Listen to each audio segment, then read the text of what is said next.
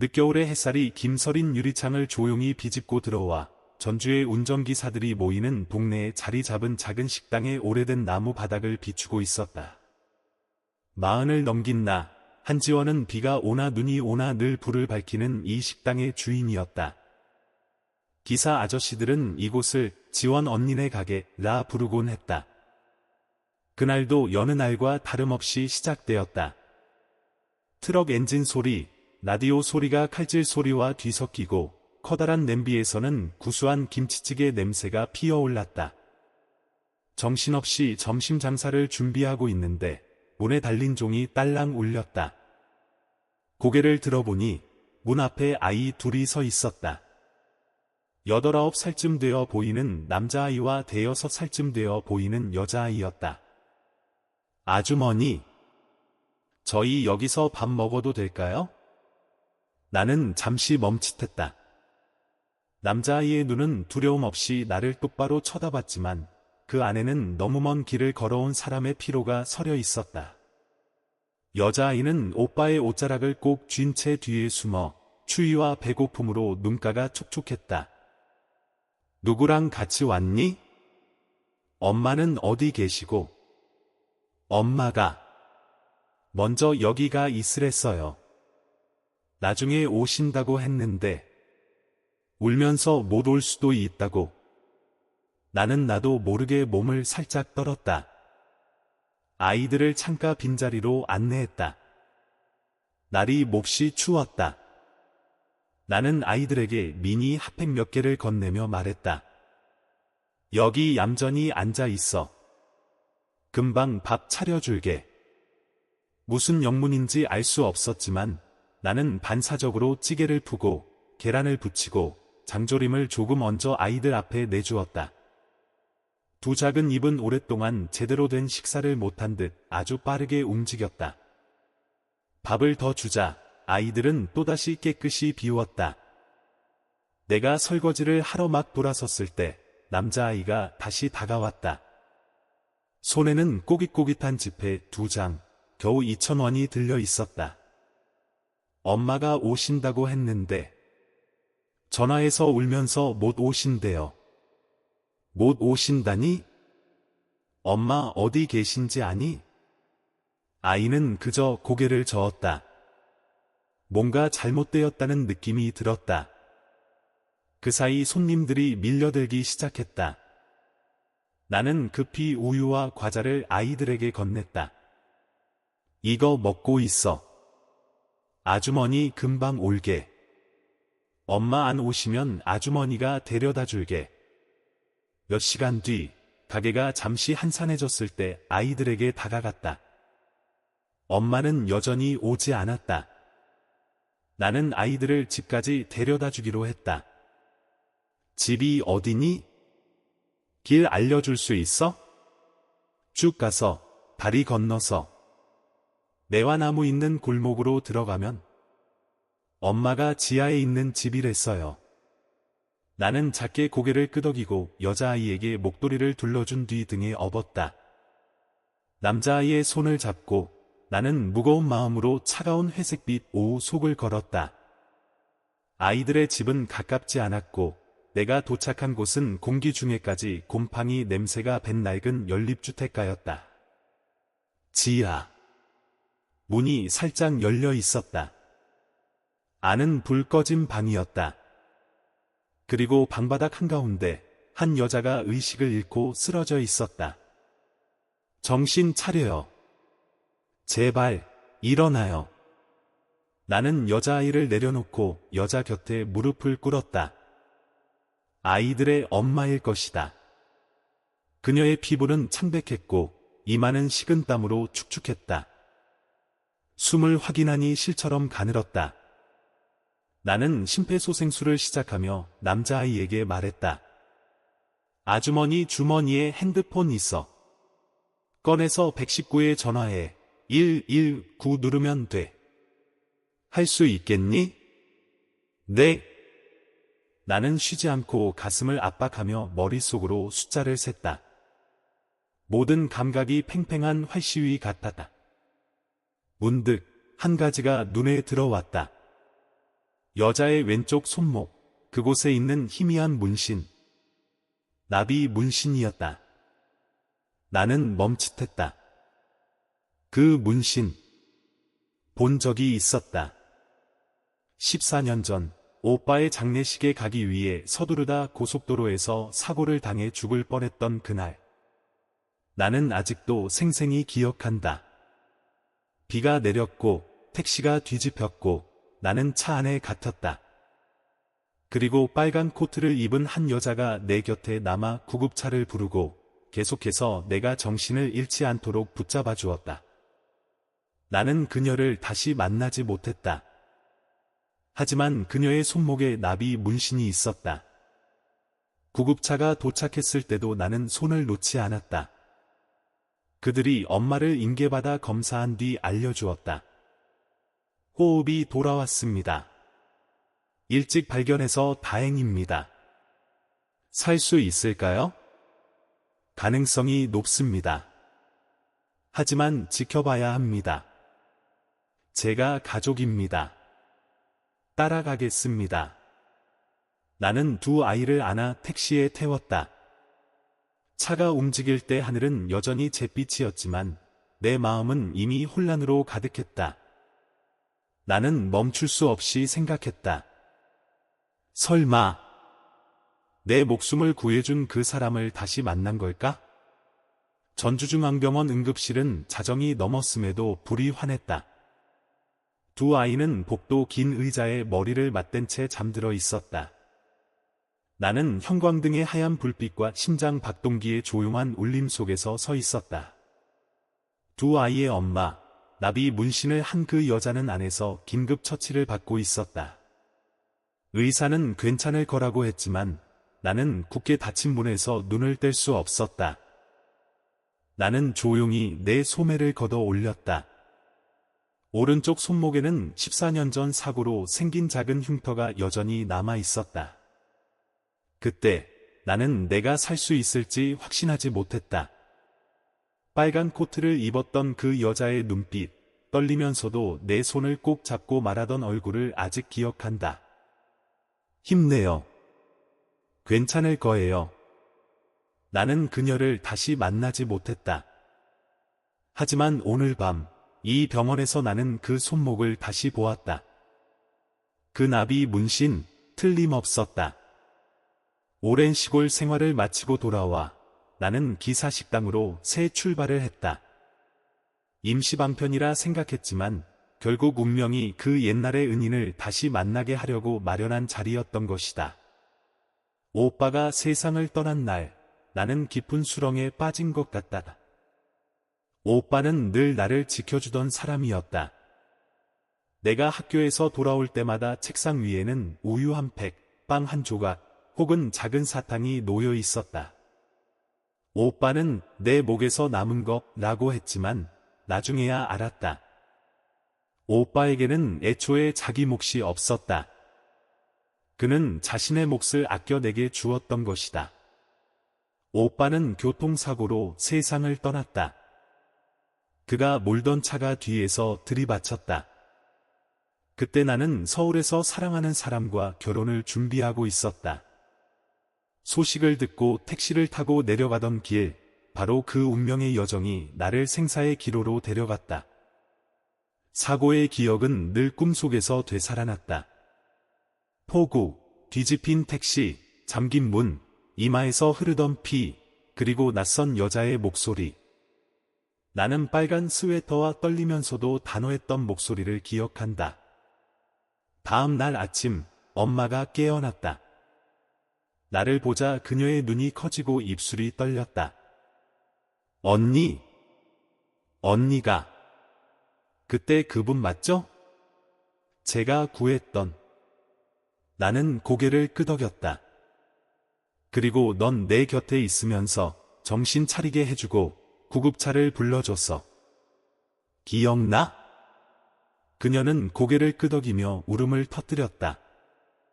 나는 그녀의 손을 꼭 잡고 침착한 목소리를 유지하려 애썼다. 왜 아무 말도 안 했어?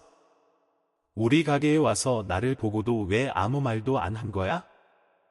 저는 그냥 언니가 잘 사는 것만 봐도 충분하다고 생각했어요.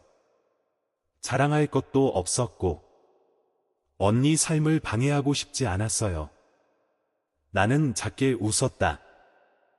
그런데 결국 내가 다시 한번 나를 고맙게 만드네.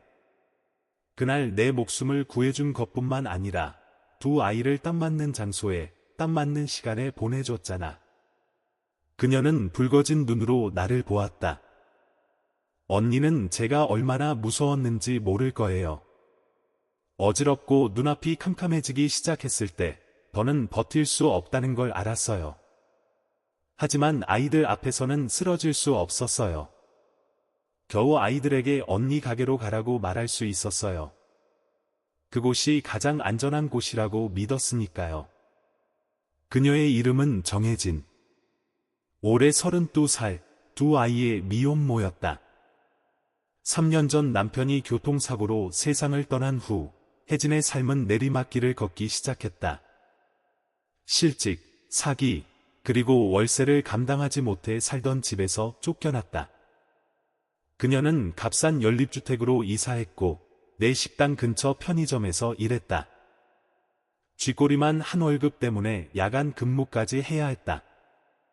처음에는 언니 가게인 줄 몰랐어요.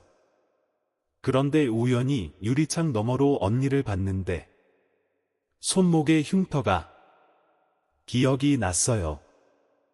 들어가려다가 다시 발길을 돌렸어요. 내가 물었다. 왜 안 들어왔어? 왜 나를 부르지 않았어? 제 자신이 너무 초라해서요. 언니가 잘 살고 있다면 과거는 묻어도 괜찮다고 생각했어요. 하지만 어젯밤 쓰러질 때 언니 생각밖에 안 났어요.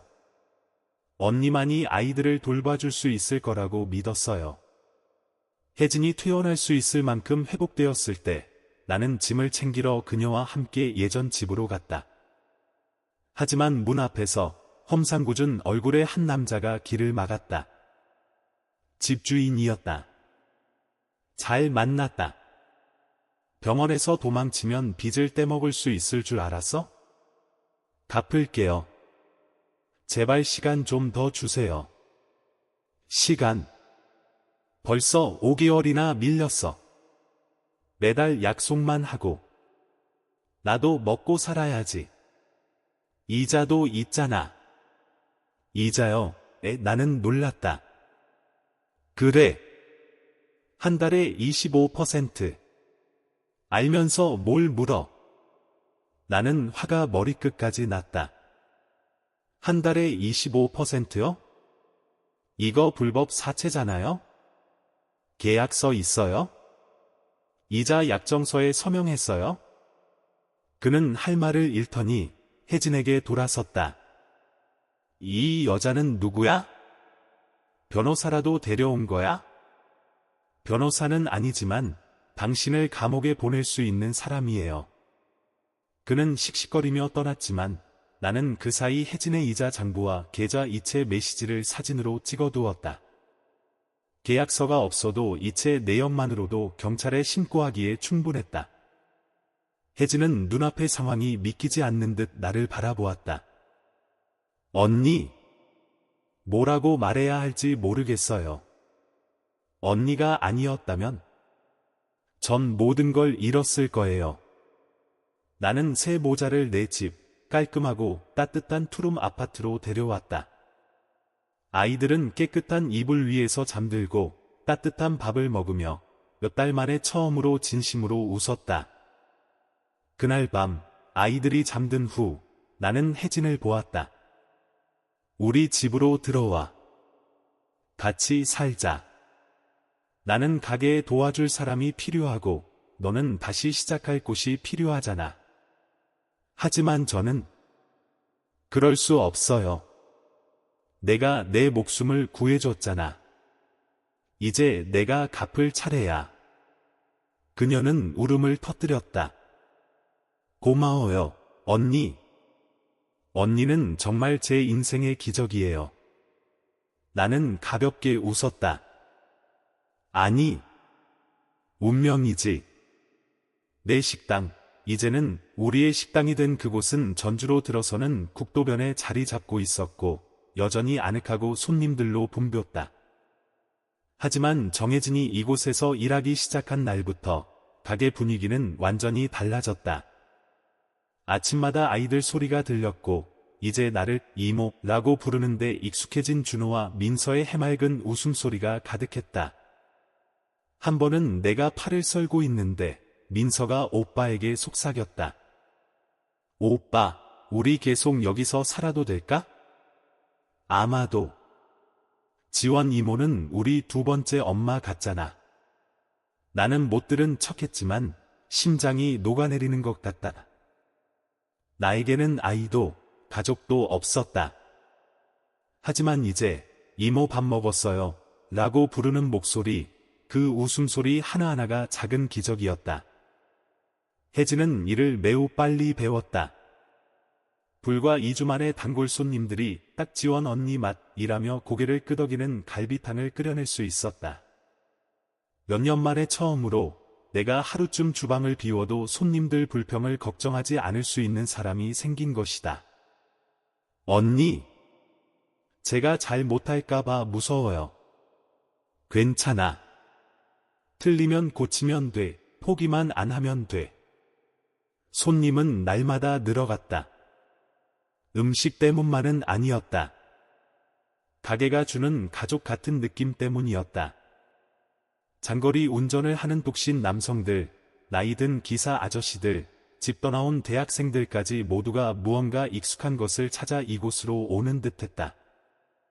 혜진은 바로 그 분위기의 일부였다. 나는 여전히 혜진의 옛 집주인 문제를 손에서 놓지 않았다. 그는 그녀에게 살인적인 이자를 물리고 새 모자를 집에서 쫓아내겠다고 협박한 자였다. 충분한 증거를 모은 후 변호사인 옛 친구에게 부탁해 고소장을 작성했다.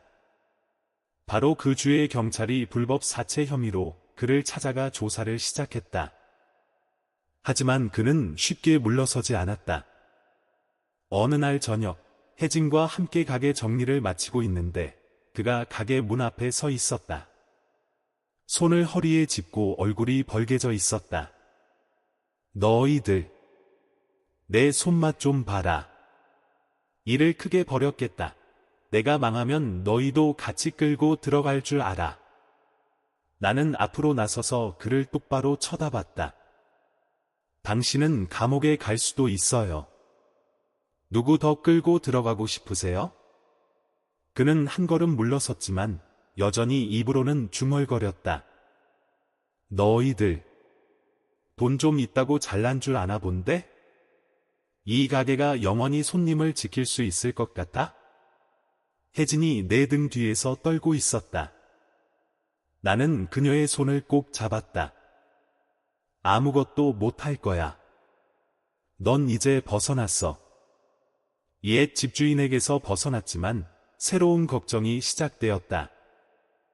혜진에게는 여전히 안정적인 집이 없었다. 나는 제안했다. 우리 집 옆에 빈집이 하나 있어. 집주인이 미국으로 가서 전세로 장기 임대 내놨대. 제가 어떻게 그만한 돈을 나한테 있어. 직원을 위한 투자라고 생각해. 그리고 14년 전 은혜를 갚는 거라고도. 그녀는 울음을 터뜨렸다. 언니, 이렇게 많이 받을 수는 없어요. 저는 그냥 넌 내 목숨을 구해준 사람이야. 내가 가장 믿는 사람이고 그리고 훌륭한 엄마야. 거절하지 마. 혜진은 내 바로 옆 새 집으로 이사했다. 매일 아침 우리 두 가족은 함께 아침을 먹었고 아이들은 학교 이야기를 제잘거렸다. 매일 저녁 식당은 다시 불을 밝혔고 아늑했으며 손님들로 가득 찼고 주방에서는 김치찌개와 생선구이 그리고 내가 나주에서 특별 주문한 햅쌀밥 냄새가 풍겼다. 그리고 어느 날 내가 말했다. 혜진아, 지점 하나 맡아볼 생각 없어? 네. 정말이에요? 군산에 지점을 하나 더 내려고 해. 내가 다 관리할 수는 없어. 넌 정말 잘하잖아. 난 널 믿어. 그때 나는 혜진이 우는 대신 아주 천천히 그리고 단호하게 고개를 끄덕이는 것을 처음 보았다. 전주의 봄이 오자 작은 동네에 매화가 하얗게 피어나며 활기찬 새해를 알렸다. 식당 옆집 발코니에서 아래를 내려다보니 혜진이 등교하는 민서의 머리를 묶어주고 있었고 준호는 스스로 책가방을 챙기고 있었다. 내가 새 모자를 다시 만난 지 3년이 흘렀다. 식당은 이제 3개의 지점을 갖게 되었다. 혜진은 현재 광주 지점장으로 10명의 직원을 직접 관리하고 식자재를 주문하고 메뉴를 점검하면서도 주말마다 전주로 돌아왔다. 그녀의 말대로 지원 이모에게 저녁을 차려주기 위해 서였다. 준호는 중학생이 되었다. 내 손에 2,000원을 쥐어주던 그 아이는 어느새 내 키만큼 자란 놀라울 정도로 차분하고 사려 깊은 소년이 되었다. 그리고 작은 천사 민서는 초등학교 1학년이 되었고 주방 보조에 꽤 소질이 있었다. 보슬비가 내리던 어느 날 저녁 가게 문을 닫은 후 민서가 내 무릎에 앉아 조용히 물었다. 지원 이모. 이모는 우리 진짜 이모예요? 나는 잠시 멈칫했다. 대답하기도 전에 아이는 다시 물었다. 우리는 왜 엄마가 2명이에요? 친엄마랑 지원 엄마? 나는 웃으며 아이의 머리를 쓰다듬었다. 내가 아주 특별해서 그래. 세상에 너처럼 2 엄마의 사랑을 받는 아이는 많지 않거든. 나중에 제가 크면 저도 이모랑 엄마를 돌봐줄 거예요. 나는 웃으며 작게 고개를 끄덕였다. 내 마음속에서 그 순수한 질문은 밤중의 촛불처럼 느껴졌다. 따뜻하고 굳건하게. 혜진은 일뿐만 아니라 인격적으로도 하루가 다르게 성장했다. 그녀는 언젠가 이렇게 말했다. 언니, 전 제가 아무 가치도 없는 사람이라고 생각했어요. 그런데 직원들이 스트레스로 울다가도 제가 믿어주니까 다시 일어서는 걸 보면서 제가 버팀목이 될 수 있다는 걸 깨달았어요. 나는 고개를 끄덕였다. 내가 밑바닥에서 일어서 봤으니까. 너 같은 사람만이 다른 사람을 일으켜 세우는 법을 알지. 바쁜 와중에도 혜진은 늘 저녁 시간을 아이들을 위해 쓰려고 노력했다. 그녀는 가족 규칙을 만들었다. 무슨 일이 있어도 저녁 7시에는 직접 만나지 못하면 온 가족이 서로에게 전화하기. 나는 종종 민서가 외치는 소리를 듣곤 했다. 엄마, 오늘 내가 지원 이모 도시락 싸줬어요. 그리고 준호는 매일 일기를 썼는데 종종 이런 구절이 있었다. 나는 나중에 훌륭한 요리사가 되어 지원 이모가 쉴 수 있게 해드리고 싶다. 나는 내가 강한 사람, 혼자서도 누구의 도움 없이 살 수 있는 여자라고 생각했었다.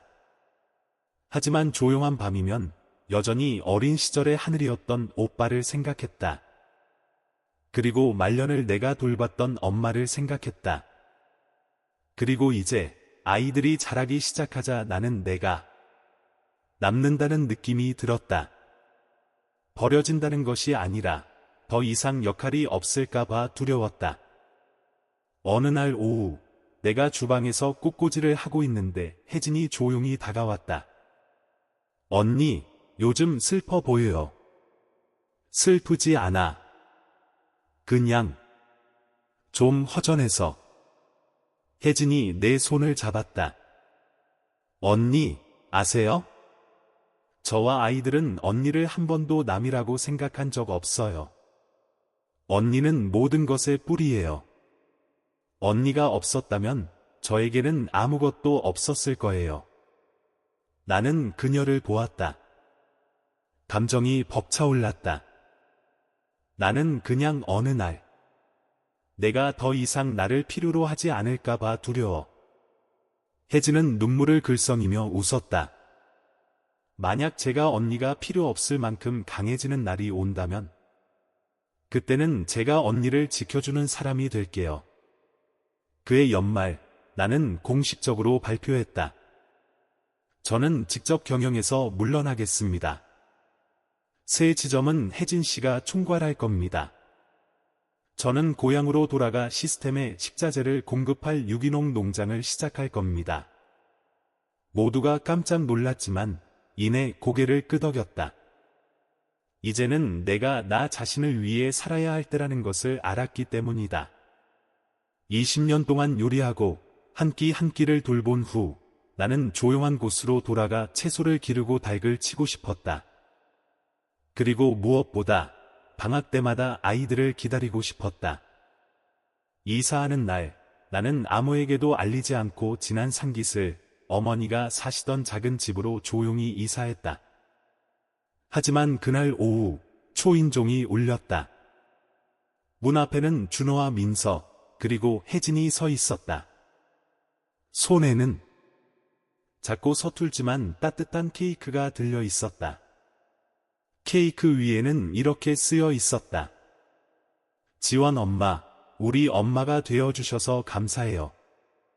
나는 울음을 터뜨리며 세 사람을 꼭 껴안았다. 언니가 어디에 있든 우리는 집으로 돌아올 거예요. 집에 언니가 있으니까요. 한국 남쪽의 산과들로 둘러싸인 작은 마을 진안에서의 삶은 내가 상상했던 것보다 더 느리고 평화롭게 흘러갔다.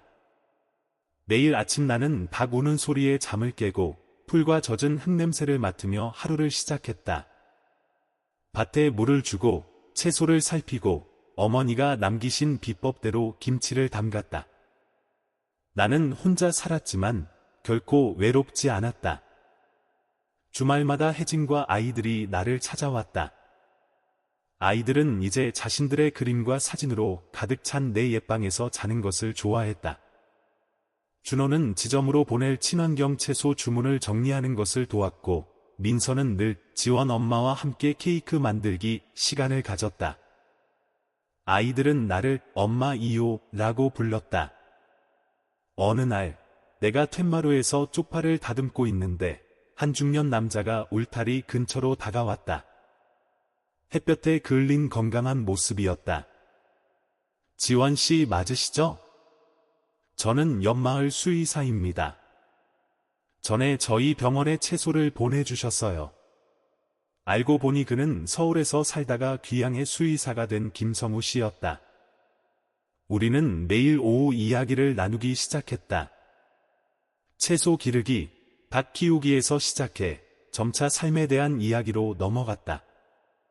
상실, 죽을 뻔했던 경험, 그리고 구원받았던 순간들에 대해서. 어느 날 성우 씨가 내게 물었다. 지원 씨, 괜찮으시다면 저녁 식사에 초대하고 싶습니다. 은혜를 갚기 위해서가 아니라 제가 지원 씨를 좋아해서요. 나는 웃음을 터뜨렸다.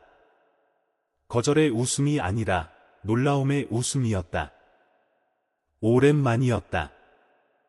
누군가에게서 그렇게 따뜻한 눈빛을 받아본 것이. 혜진은 이 사실을 알고는 마치 자기가 연애하는 것처럼 기뻐했다. 언니, 드디어 누군가에게 보살핌을 받을 생각을 하셨네요. 나도 사랑할 줄 아는 사람이야. 알았어요. 그래도 우리 아이들의 지원 엄마라는 건 잊지 마세요. 걱정 마, 누가 오든 너희 세 사람은 내 인생에서 없어서는 안 될 부분이야. 우리는 그해 여름, 마당에서 파티를 열기로 했다. 술도, 격식도 없는 파티. 오직 바비큐와 김치, 아이들의 웃음소리, 그리고 직접 만든 불꽃놀이만 있었다. 성우 씨는 나와 아이들 사이에 앉았고, 혜진은 윙크하며 말했다. 우리 애들 좀 봐요. 갑자기 새아빠가 생겼네. 준호는 전주의 국립조리고등학교에 합격했다. 지원 이모처럼 훌륭한 식당을 여는 것, 이 꿈이었던 그대로였다. 민서는 그림을 좋아해서 혜진은 문화센터 미술 수업에 보내주었다. 어느 날 내가 준호에게 물었다. 나중에 누구랑 식당을 열고 싶어? 아이는 대답했다. 엄마랑요. 그리고 괜찮다면? 지원 엄마도요. 3대가 함께하는 식당 체인을 만들고 싶어요. 나는 눈시울이 붉어졌다. 쓰러지기 직전에 엄마가 남긴 말 한마디 때문에 내 식당을 찾아왔던 두 아이는 이제 꿈을 꾸고 약속을 지키고 사랑할 줄 알게 되었다. 시간이 흘러 지점들은 혜진의 손에서 안정적으로 운영되었다. 그녀는 이제 단순한 사장이 아니라 많은 미혼모들에게 영감을 주는 사람이 되었다. 그녀는 종종 무료 요리 교실을 열고 길을 잃었던 여성들을 직원으로 받아들여 그들에게 두 번째 기회를 주었다. 나는 여전히 지난해서 살았지만 매달 손님들이 찾아왔다. 농장 견학을 온 학생들, 공동체 식당에 채소를 얻으러 온 자원봉사 단체들. 나는 피곤하지 않았다. 오히려 진정한 의미에서 두 번째 삶을 사는 기분이었다. 한 번은 내가 마늘을 까고 있는데 성우 씨가 말했다. 혹시 14년 전에 그 사고가 없었다면 어떻게 살았을지 생각해 본 적 있어요? 나는 잠시 멈칫했다. 그리고 미소 지었다. 결혼해서 아이를 낳고 안정적인 삶을 살았을지도 모르죠. 하지만 혜진이와 아이들을 만날 기회를 놓쳤을지도 몰라요. 그럼 후회하세요? 나는 매와 울타리 너머의 푸른 하늘을 바라보았다. 아니요. 아무것도 후회하지 않아요. 왜냐하면 저는 행복을 선택했으니까요. 완벽한 행복이 아니라 진짜 행복을요. 내가 늘 믿는 말이 있다. 피가 섞이지 않아도 서로를 위해 한 번이라도 살아준 적이 있다면 그것만으로도 가족이라 부를 수 있는 인연이 있다. 우리는 서로를 위해 살았다. 한 번 서로의 목숨을 구해주었다. 그리고 함께 더 충만하고 더 깊이 있게 살아갔다. 혜진은 더 이상 지쳐 쓰러지던 미혼모가 아니었다. 그녀는 리더였고 엄마였고 내 자매였다. 아이들은 그의 겨울에 가엾은 아이들이 아니었다. 그들은 희망이었고 미래였다. 그리고 나, 한지원. 한때 내 인생은 끝났다고 생각했던 나는 이제 매일 아침 단순한 사실 하나에 가슴이 벅차오른다. 오늘도 나는 여전히 살아있고 사랑받고 있다. 한지원의 이야기는 단순한 식당 주인의 삶이 아니라 운명과 인연, 그리고 서로를 위한 헌신이 만들어낸 가족의 이야기다. 이 이야기는 우리에게 몇 가지 중요한 교훈을 남긴다. 첫째, 인연의 소중함이다. 지원과 혜진은 14년 전 우연히 얽힌 생명의 은인이었다. 그 짧은 순간이 두 사람의 삶을 영원히 바꾸었다. 지원은 혜진이 자신을 구해준 사람임을 알지 못한 채 그녀를 다시 만나 이번에는 혜진의 아이들과 그녀의 삶을 구했다. 이는 우리가 만나는 모든 사람이 언젠가 다시 만날 수 있는 혹은 삶을 바꿀 수 있는 소중한 인연일 수 있음을 보여준다. 우리는 때로 낯선 이에게 손을 내밀 때 그것이 단순한 선행이 아니라 운명적인 연결고리가 될 수 있다는 점을 잊지 말아야 한다. 둘째, 어려움 속에서의 회복과 성장이다. 혜진은 남편의 죽음, 경제적 어려움, 그리고 불법 사채의 압박 속에서 거의 모든 것을 잃을 뻔했다. 하지만 지원의 도움과 믿음 덕분에 그녀는 다시 일어섰다. 그녀는 단순히 생존한 것을 넘어 식당 지점의 리더로 그리고 다른 이들에게 영감을 주는 사람으로 성장했다. 이는 어떤 절망 속에서도 누군가의 신뢰와 작은 기회가 있다면 새로운 삶을 시작할 수 있다는 희망의 메시지다. 또한 지원 역시 자신의 상실, 오빠와 어머니의 죽음을 딛고 새로운 가족과 의미를 찾아냈다. 이는 고통이 끝이 아니라 새로운 시작의 문이 될 수 있음을 보여준다. 셋째, 가족의 정의에 대한 새로운 시각이다. 지원, 혜진, 그리고 두 아이는 혈연으로 맺어지지 않았다. 하지만 그들은 서로를 위해 헌신하며 서로의 삶을 구하고 서로를 지지하며 진정한 가족이 되었다. 민서가 말한 두 엄마라는 표현은 혈연을 초월한 사랑과 책임감이 가족을 만든다는 것을 상징한다. 이는 현대 사회에서 가족의 의미가 단순히 혈통이 아니라 서로를 위해 헌신하고 사랑하는 마음으로 정의될 수 있음을 보여준다. 마지막으로 행복의 선택에 대해 생각하게 한다. 지원은 완벽한 삶을 추구하지 않았다. 그녀는 상실과 고통을 겪었지만 결국 지난해 작은 농장에서 혜진과 아이들과의 소중한 순간들 속에서 진짜 행복을 찾았다. 이는 행복이 외부의 성공이나 완벽함이 아니라 우리가 매일 선택하는 사랑과 연결 속에서 만들어진다는 점을 일깨운다. 이 이야기는 우리에게 묻는다. 우리는 어떤 인연을 소중히 여길 것인가? 어려움 속에서도 누군가를 믿고 또 누군가에게 믿음을 줄 것인가? 그리고 무엇보다 우리가 선택한 행복은 어떤 모습일까? 지원과 혜진의 이야기는 단순한 삶의 기록이 아니라 우리 모두가 매일 만들어가는 인연과 사랑의 증거다. 이 이야기가 재미있으셨나요? 여러분의 느낌과 생각을 댓글로 남겨주세요. 여러분의 의견이 정말 궁금해요. 좋아요, 구독, 알림 설정도 잊지 마세요.